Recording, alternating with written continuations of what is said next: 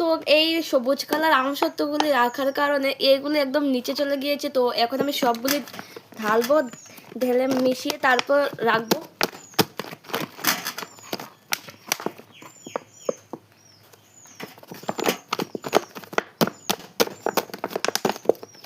ডিবিটা আমি এরকম ভাবে রেখেছি, এখন বের হচ্ছে না, কারণ আমি ভেবেছিলাম যে 1 ডিবি বানাবো, তার কারণে আমি রেখেছিলাম ভালোভাবে। তো এখন বের করতে অনেকটাই অসুবিধা হচ্ছে।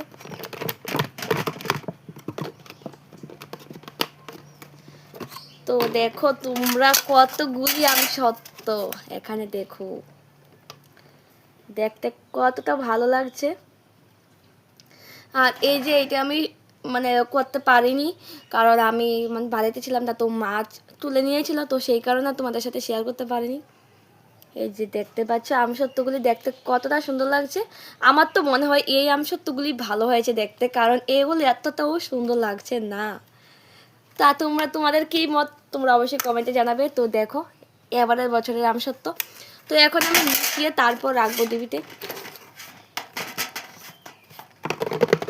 যাতে কারোকে দেওয়ার সময় মানে কোনো অসুবিধা না হয়, যাতে 2 কালার মিশিয়ে দিতে পারি। কারণ মাসির বাড়িতে তো দিয়ে দিয়েছি, তাছাড়া আমার বদ্যি তো আছে, বদ্যিকে তো অবভিয়াসলি দেবো, কারণ কারোকে দেয়া না দিয়ে বদ্যিকে তো দিতে হবেই। তো দেখো বদ্যিকে দেবো, আর জানি না মা কারকে দেবে।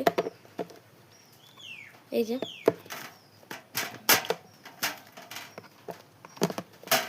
সুন্দর করে মিশিয়ে নিচ্ছি, মিশিয়ে তারপর রাখবো, না হলে অসুবিধা হবে কারোকে দিলে।